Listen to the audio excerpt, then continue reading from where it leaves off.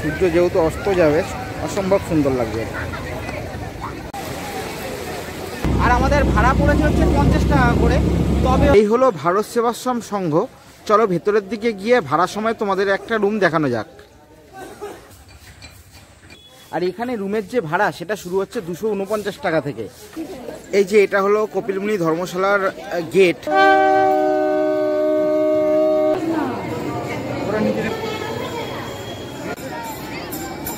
আর একটা নতুন ট্রাভেল ব্লগে তোমাদের সকলকে স্বাগত। কারণ 8 থেকে 80 আমরা সকলেই ঘুরতে ভালোবাসি। এখন আছি শিয়ালদার 18 নম্বর প্ল্যাটফর্মে। এখান দিয়ে যাবো হচ্ছে নামখানা, আর নামখানা হয়েই আমরা গঙ্গাসাগর যাব। তাছাড়া কাকদ্বীপও যাওয়া যায়। কাকদ্বীপ ছাড়া আরও যেভাবে গঙ্গাসাগর পৌঁছানো যায় তার সম্পূর্ণ রুট ম্যাপই এই ভিডিওতে বলে দেবো। তাছাড়া আমার গঙ্গাসাগর যেতে কোথায় কি কত ভাড়া পড়ে, কোথায় কি কত খরচ হয়, সম্পূর্ণ তথ্যই তোমাদের সাথে শেয়ার করব।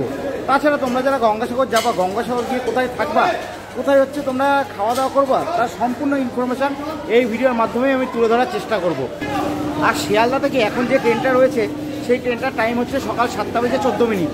আর এই ট্রেনটা ধরেই যাবো, আর এই ট্রেনটা ধরেই গেলেই এখানে পারফেক্ট টাইম হবে তোমরাও যারা যাবে। আর মোটামুটি নামখানা যেতে আমাদের অ্যাপ্রক্সিমেটলি 3 ঘন্টা মতো সময় লাগে। চলো একেবারে নামখানায় গিয়ে তোমাদের সাথে কথা হচ্ছে।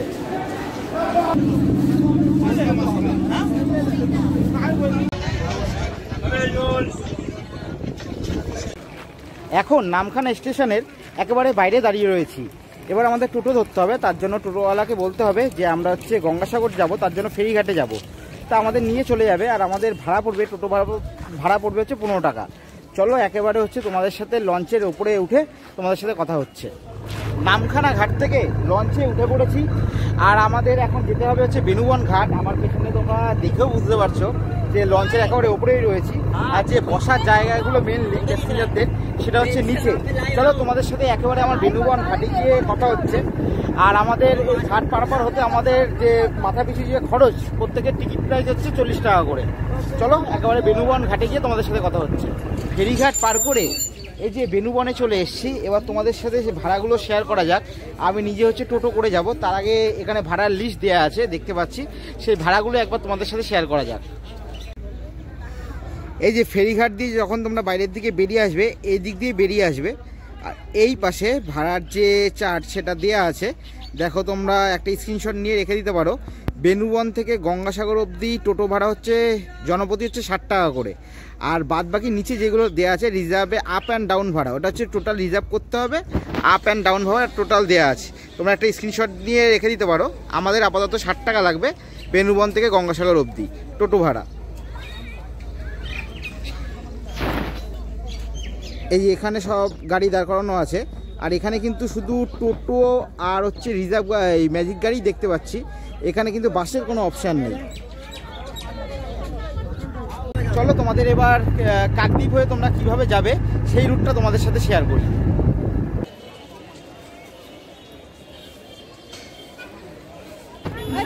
গঙ্গাসাগর যাওয়ার জন্য ঘাটের কাছে চলে এসেছি। এই দাদা টোটো করেই আসলাম, দাদার কাছ দিয়ে একটু ডিটেলস জেনে নিই।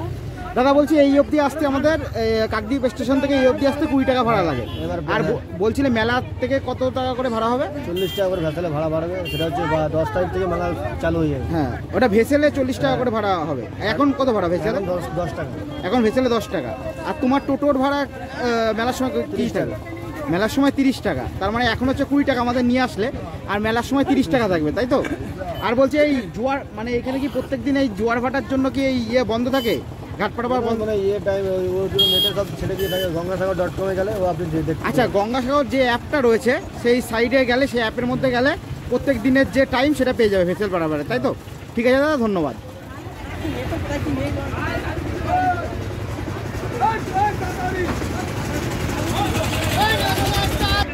এই যে ঘাট পারাপারের জন্য লট 8 জেটি নাম্বার 4-এর কাছে চলে এসেছি। চলো এবার গিয়ে আগে টিকিটটা কাটা যাক।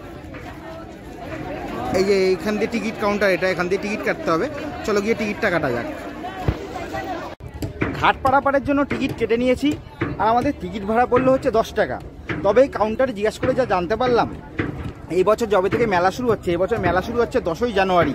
তাই যেই কদিন মেলা চলবে সেই কদিন কিন্তু এবছর টিকিটের ভাড়া অনেকটাই বাড়তে চলেছে। এখন যেই টিকিটের প্রাইস হচ্ছে 10 টাকা, মেলার সময় সেই টিকিটের প্রাইস হয়ে যাবে কাউন্টার থেকেই বললো 40 থেকে 50 টাকা ঘাট পারাপার হওয়ার জন্য। তাই সেই কথাটা মাথায় রেখেই এসো। আর আরেকটা কথা, যে এখানে যখন এই তোমরা হচ্ছে কাকদ্বীপ থেকে এসে যখন হচ্ছে তোমরা ঘাট পারাপার হবে তখন কিন্তু অবশ্যই গঙ্গাসাগর যে অ্যাপসটা রয়েছে সেই অ্যাপসে ঘাট পারাপারের যে টাইম সেই টাইমটা দেখে এসো। তার কারণ হচ্ছে যখন ভাটা পড়ে সেই ভাটার সময় কিন্তু এই ঘাট পারাপার সম্পূর্ণ বন্ধ থাকে। সেটা হয়তো বেশ কয়েক ঘন্টা হতে পারে, যে বেশ কয়েক ঘন্টা ঘাট পারাপার বন্ধ হতে পারে। তাহলে তখন তোমাদের যদি তোমরা টাইমিংটা না দেখে এসো এখানে কিন্তু এসে ওয়েট করতে হতে পারে বেশ অনেকক্ষণ। তাই অবশ্যই টাইমিংটা দেখে তারপরে এসো। চলো এবার ভিডিওটা কন্টিনিউ করা যাক। আর সামনে দেখো ঘাট পারাপার হওয়ার জন্য এখনই কতটা লাইন পড়েছে সেটা তোমাদের দেখানো যাক। এই যে ঘাট পারাপারের জন্য দেখুন লাইনটা এখনই কত পড়েছে।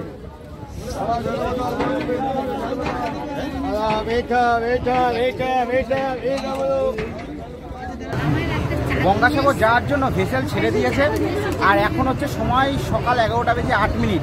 এরপর হচ্ছে গঙ্গাসাগর পৌঁছানোর পর আমরা যখন ঘাট পারাপার হয়ে যাবে তখন অ্যাকচুয়ালি কতটা টাইম লাগলো তাহলে আমি তোমাদের কটা বাজে সেটা বলে দেবো, তাহলে তোমরা ক্যালকুলেট করে নিতে পারবে।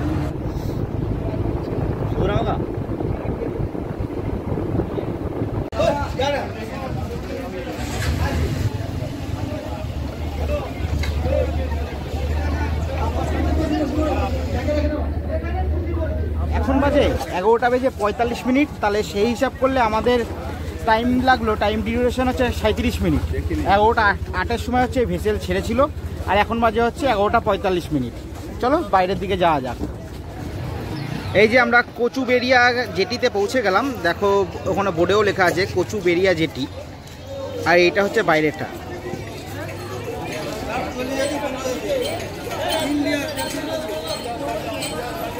জেটি পার করে এসে যে তোমাদের পেছনেই দেখিয়ে দিলাম, পার করে এসে আর একটা এসেন্সিয়াল জিনিস তোমাদের আমি ভিডিওর মধ্যে দেখিয়ে দিচ্ছি, কারণ এটাও আমাদের প্রত্যেকের জীবনে খুবই এসেন্সিয়াল।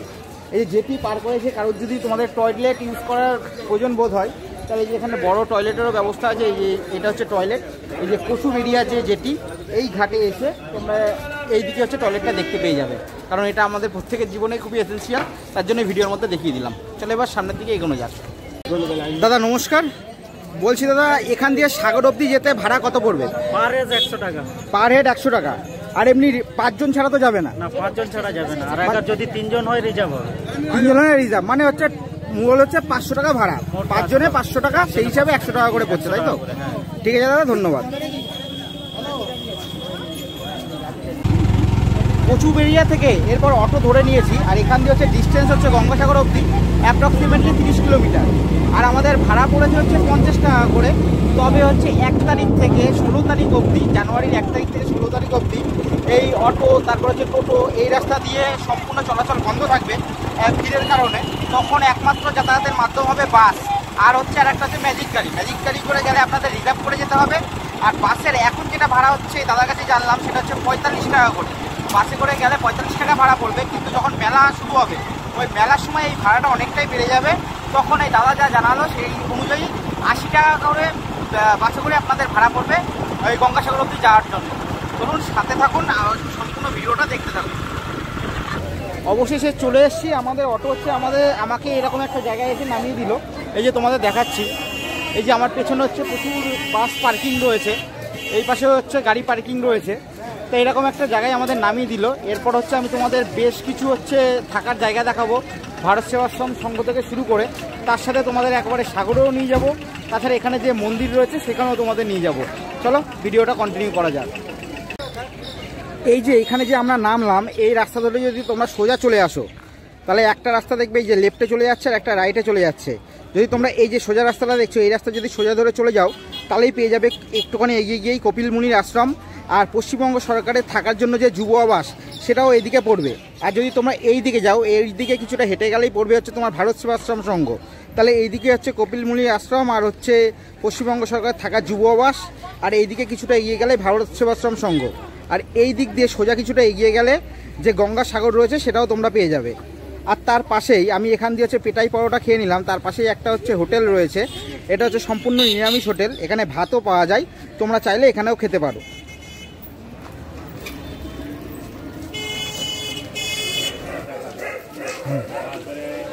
এই হলো ভারত সেবাশ্রম সংঘ। চলো ভেতরের দিকে গিয়ে তোমাদের একটা রুম দেখানো যাক।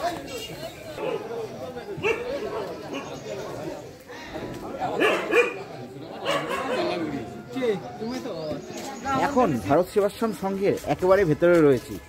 আর ভারত সেবাশ্রম সংঘ বাঙালিদের কাছে থাকার একটা অত্যন্ত একটা প্রিয় জায়গার মধ্যে একটা, কোথাও ঘুরতে গেলেই। তাই এখানে ভেতরে প্রচুর ঘর রয়েছে, তাই যে কোনো একটা ঘর আপনাদের দেখাবো। আর ঘরে যারা অলরেডি থেকেছে তাদের কাছ দিয়ে এখানে থাকার যে এক্সপিরিয়েন্স, তাদের এখানে কেমন লাগলো থেকে সেটাও জেনে নেবো। চলুন যে কোনো একটা ঘর গিয়ে আপনাদের দেখানো যাক, আর গিয়ে তাদের কাছ দিয়ে তাদের এক্সপিরিয়েন্সটা শেয়ার করা যাক আপনাদের সাথে। ভেতরে প্রচুর ঘর রয়েছে, এদিকে এরিয়া থেকে আরম্ভ করে, আবার এইদিকে ব্যাক সাইডেও হচ্ছে ঘর রয়েছে। এদিকে চলে গেছে যে রাস্তাটা চলে গেছে, এদিকেও ঘর রয়েছে। এই ভারত সেবাশ্রম সংঘের ভেতরে যে রুমগুলো রয়েছে সেই রুমগুলোর ভেতরে, রুমগুলোর মধ্যে একটাতে এই দাদারাও রয়েছে। এই দাদার কাছ দিয়ে একবার জেনে নিই যে দাদাদের ভাড়া কত বললো। দাদা নমস্কার। নমস্কার দাদা, বলছি আপনাদের এখানে ভাড়া কত বললো আর আপনারা কজন আছেন? আমরা এখানে আছি বাচ্চা নিয়ে 11 জন, দুটো রুম। আর রুমের ভাড়া হচ্ছে 500 টাকা পার ডে। 500 টাকা করে পার ডে। দুটো রুম নিয়েছেন তাই তো? দুদিনের জন্য আমরা এসেছি। আচ্ছা, 2000 টাকা দুদিনের জন্য, তাহলে 2000 টাকা, মানে পার ডে 500 টাকা করে, পার রুম 500 টাকা। আর এখানে এমনি মিল সিস্টেম কি আছে খাবারের? মিল সিস্টেমে তো আমরা মিলে খাইনি, আগে একবার খাইনি, আমরা দিদিরা খেয়েছিলাম 50 টাকা। আমরা শুনেছি 50 টাকা, আমরা খাইনি এখন পর্যন্ত। আপনারা কি আজকে এসেছেন? না, আমরা কালকে এসেছিলাম। এমনি রুম টুম এমনি ঠিক আছে? রুম ঠিক আছে, কিন্তু বাথরুমটা নেই, প্রবলেম হয়। টয়লেট কি অ্যাটাচ? অ্যাটাচ না, এটা আছে ওই আপনার বাড়ির আরে আপনার কি বলে ডরমেটরি নিলে। আচ্ছা, ডরমিটরি নিলে একটা অ্যাটাচ পাই বাথরুম আছে। ডরমিটরি তো ওখানে তো পরপর বেড থাকে, একসাথে অনেকে থাকে। একটা আছে অনেক বড় বেড। হ্যাঁ, এই একসঙ্গে 7খানা 6-7 জন। হ্যাঁ হ্যাঁ, এখানে আছে 11 জন, সবে এখন বেড আছে। হ্যাঁ। না, আপনাদের কি মানে কমন টয়লেট ইউজ করতে হয় সবার সাথে? হ্যাঁ, মানে ভেতরে টয়লেট নেই। আচ্ছা আচ্ছা, টয়লেটটা একটুখানি অতটা ঠিক নয়, যেভাবে আমাদের অভ্যস্ত। না সেটা তো ঠিকই। আর ভাড়াটাও না, ভাড়াটাও তো 500, ভাড়াটা একবারে কম, একবারে কম না, কমও নয়, একবারে না যে বিশাল কম সেটাও না। ঠিক আছে দাদা, বলছি একবার রুমটা একবার দেখানো যাবে? এই হলো দাদাদের রুম। দাদারা এই রুমে কজন আছেন? এই রুমে আমরা 5 জন ছিলাম। এই রুমে দাদারা 5 জন আছেন। হ্যাঁ, 5 জন ধরে যাবে। এর 3টে পরপর চৌকি রয়েছে, এই দেখতে পাচ্ছেন, আমি জানি না ভিডিওতে কতটা দেখাতে পাচ্ছি। এই হচ্ছে রুম বলবো না যে খুব ভালো, মোটামুটি ঠিক আছে।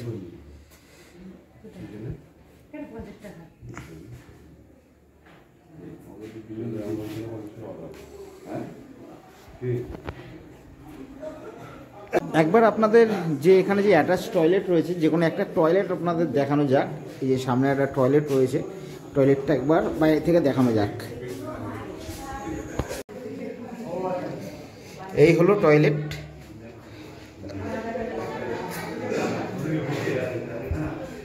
এই যে নিচে যে রুমটা তোমাদের দেখালাম, এই রুমটা 500 টাকা করে পড়েছে। আর এনাদের হচ্ছে কমন টয়লেট ইউজ করতে হয়। আর উপরে গিয়ে আমি একটা রুম দেখলাম, তবে রুমের ভিডিও করা হয়নি। তবে রুমের ভাড়া আমি জিজ্ঞাসা করলাম, ওই রুমের ভাড়া ওনাদের নিচে হচ্ছে 800 টাকা। আর সেখানে হচ্ছে ওনাদের অ্যাটাচ টয়লেট রয়েছে। আর ওই রুমটা এই রুম থেকে একটু বড়, এই আর কি। আর শুধু হচ্ছে ডিফারেন্স হচ্ছে ওর সাথে হচ্ছে অ্যাটাচ টয়লেট রয়েছে। এখন গঙ্গাসাগরে ইউথ হোস্টেলের একেবারে ভেতরে রয়েছি। আর এখানে রুমের যে ভাড়া সেটা শুরু হচ্ছে 249 টাকা থেকে। আর আমি অলরেডি আমার চ্যানেলে মায়াপুরের ইউথ হোস্টেল আর দীঘার ইউথ হোস্টেলের ভিডিও দিয়ে রেখেছি, তোমরা চাইলে সেখানে ভিডিও দেখে নিতে পারো। তাহলে আশা করি সেটা তোমাদের কাজে লাগবে। তার কারণ হচ্ছে এখানের যে রুমগুলো রয়েছে, যার কাছে যে পারমিশন নেবো তিনি এখন নেই বলে আমি তোমাদের রুমগুলো দেখাতে পারলাম না। তবে অলরেডি যেহেতু ইউথ হোস্টেলের ব্যাপারটা হচ্ছে স্টেট গভর্নমেন্টের আন্ডারে, তাই সব জায়গায় রুম মোটামুটি ফিক্সডই থাকে। তার জন্য এখানে যা ভাড়া হবে সেটা হচ্ছে মায়াপুরেও তাই ভাড়া হবে, আবার দীঘাতেও তাই ভাড়া হবে। এবার ব্যাপারটা হচ্ছে ডিপেন্ড করে ভাড়াটা কি কি ধরনের রুম অ্যাভেলেবেল আছে তার উপর। যেমন এখানে হচ্ছে কিছু কটেজ টাইপের রুম রয়েছে, যেই রুমগুলো হচ্ছে মায়াপুর বা দীঘাতে তোমরা পাবে না। তার এখানের যে বুকিং প্রসেস সেইটা সম্পূর্ণটাই অনলাইনে হয়। এবার অনলাইনের সাইটটা আমি হচ্ছে এখন ভিডিওর মধ্যে দিয়ে দিচ্ছি, তোমরা একবার দেখে নাও।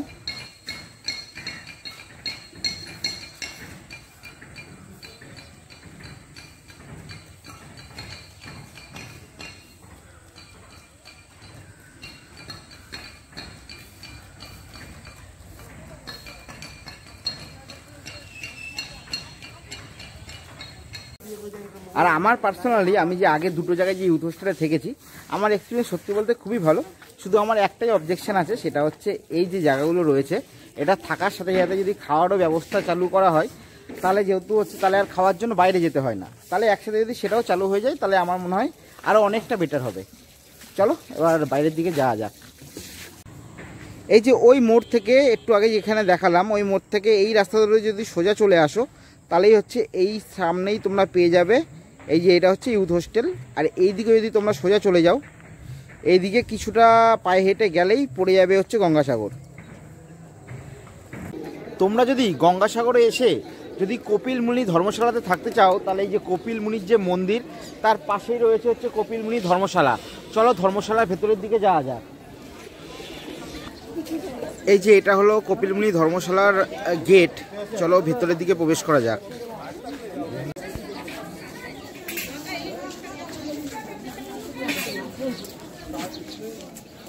ভেতরে গিয়ে যেটুকু ইনফরমেশন পেলাম সেটা হলো, এটা যেহেতু ধর্মশালা তাই থাকার জন্য ওরকম কোনো ফিক্সড প্রাইস নেই যে আপনাকে এটা দিতে হবে।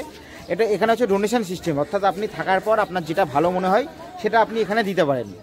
আর হচ্ছে আপনার এই যে একেবারে কপিল মুনির যে মন্দির তার একেবারে পাশেই রয়েছে এই ধর্মশালা। তবে আমার যা মনে হয় যে মেলার সময় এখানে হয়তো রুম পাওয়া যাবে না, যেহেতু একেবারে মন্দিরের পাশেই। তাও আপনারা যারা আসবেন একবার এসে এখানে খোঁজ নিতে পারেন, ঠিক আছে? যদি হচ্ছে ফাঁকা থাকে তাহলে থাকবেন, নাহলে এমনি গঙ্গাসাগর মেলা ছাড়া অন্য সময় আসলে আপনারা এখানে ফাঁকাও পাবেন আর থাকতেও পারবেন। তাও মেলার সময় এসে একবার খোঁজ নিয়ে যাবেন, যদি ফাঁকা থাকে তো আপনারা থাকবেন।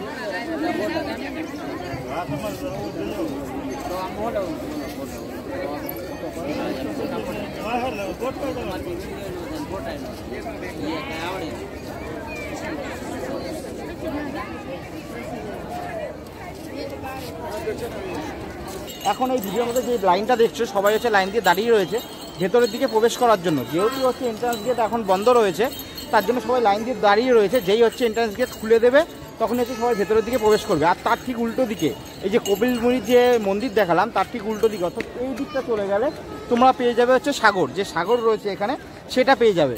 তার জন্য তোমাদের এদিকে সোজা চলে যেতে হবে।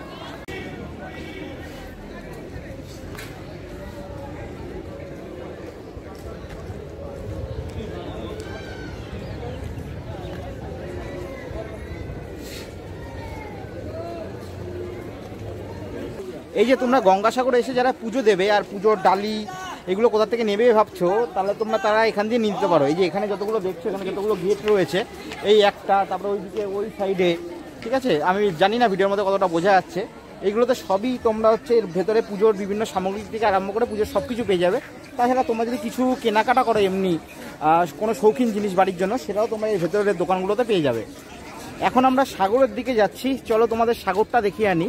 আর এই যে পাশে হচ্ছে অনেক খাবারের দোকানও রয়েছে এমনি খাওয়ার জন্য, তোমরা যদি চাও তাহলে এখান দিয়েও খেতে পারো। চলো এবার তোমাদের গিয়ে সাগরটা আগে দেখাই, কারণ যেই জন্য হচ্ছে যার জন্য এই মেলা গঙ্গাসাগর মেলা, সেই গঙ্গাসাগরই যদি তোমাদের না দেখাই তাহলে তো ভিডিওটাই অসম্পূর্ণ থেকে যাবে। আর তোমাদের মনে আছে যখন আমরা যে ভেসেলে করে পার হচ্ছিলাম, ওই জায়গাটা যেখান দিয়ে আমরা পার হচ্ছিলাম ওটা কিন্তু পুরোপুরি গঙ্গা নদী ছিল ওই জায়গাটা। আর এখন যেখানে যাচ্ছি এটা হচ্ছে সাগর। আর হচ্ছে বলতে গেলে গঙ্গাসাগর বলা হয় এই কারণেই, তার কারণ হচ্ছে গঙ্গা নদী এখানে এসেই বঙ্গোপসাগরের সাথে মিশেছে। এক কথাই বলতে গেলে হচ্ছে গঙ্গা নদীর মোহনা, তার জন্যই বলা হয় হচ্ছে গঙ্গাসাগর। এই যে আমার পেছনে দেখো এখানে হচ্ছে পুরো হচ্ছে জল রয়েছে, তার মানে এই জায়গাটা দেখেই বোঝা যাচ্ছে যে এত অবধি জল আসে হয়তো, ঠিক আছে? যেহেতু এই জায়গাটা পুরোটা ভিজা আছে এইখান থেকে ওই অবধি, তবে এখন অনেকটা দূরে রয়েছে সমুদ্র। চলো সামনে যাওয়া যাক।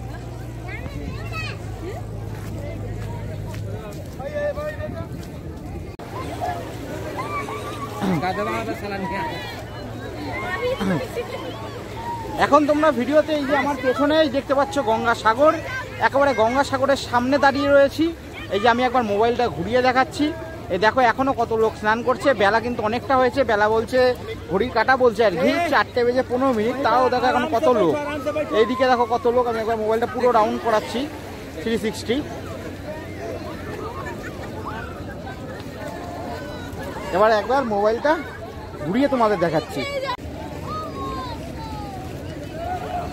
দেখো সিনারিটা কতটা বিউটিফুল লাগছে, সূর্য যেহেতু অস্ত যাবে সময় হয়ে আসছে, অসম্ভব সুন্দর লাগছে। আর স্বাভাবিকভাবে এখানে ঢেউ থাকবে না, কারণ যেহেতু এটা মোহনা তাই ঢেউ থাকবে না, এটাই স্বাভাবিক, একেবারে অল্প ঢেউ।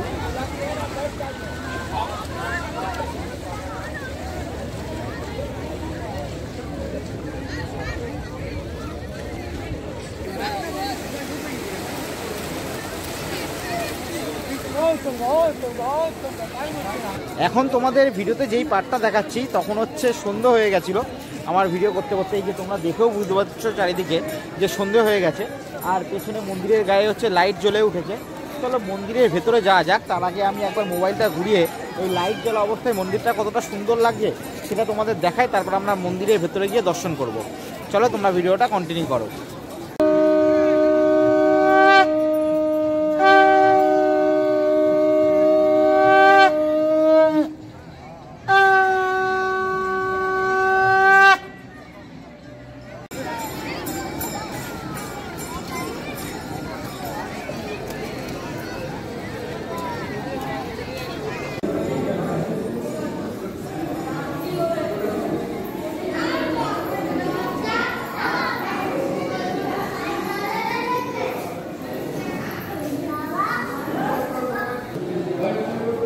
এই যে পরপর ভগবানের বিগ্রহগুলো রাখা আছে, আমি পরপর ভগবানের নাম বিগ্রহগুলো পরপর দেখাবো আর নাম বলতে বলতে যাব।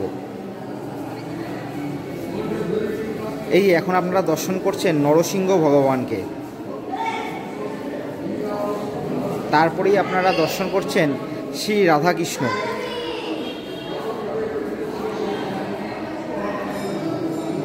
তারপরেই আপনারা দর্শন করছেন সংকট মোচন শ্রী হনুমান ঠাকুর,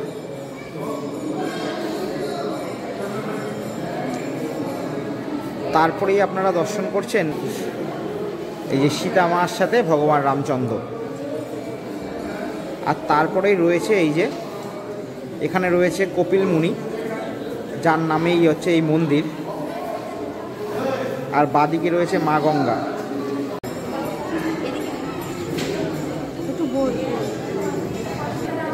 এরপর আপনারা দেখছেন স্বয়ং মহাদেবের সাথে মাতা পার্বতী, তারপরেই আপনারা দেখছেন বিশালাক্ষী বনদেবী,